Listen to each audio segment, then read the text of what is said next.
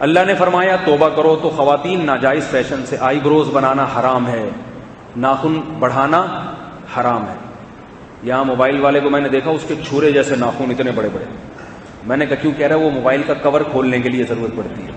اللہ کے بندے کوئی پیچکس رکھ لو، کوئی انسٹرومنٹ رکھ لو، بہت سارے انسٹرومنٹ آ رہے ہیں آج کل۔ اس ناخن کے بڑھانے سے حرام کام کا گناہ بھی مل رہا ہے، نماز بھی مکروہ ہو رہی ہے، کھانا کھاؤ گے تو ناخن ڈوبیں گے، اس میں جراثیم ہوتے ہیں۔ آپ کتنا بھی دھو لیں، کتنا بھی ناخن کو دھو لیں، 2 منٹ میں جیسے ہی پسینہ آئے گا اس میں جراثیم جگہ بنا لیں گے اپنی۔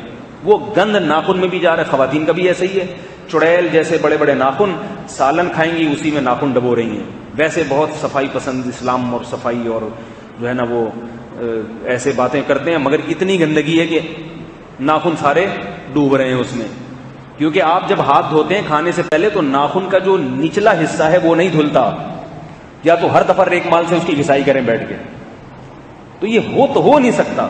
اس لیے شریعت نے حکم دیا کہ بھئی ناخنوں کو کاٹا جائے، اور اس میں زینت بھی ہے۔ وہ چھرے جیسے ناخنوں میں کوئی زینت نہیں ہے۔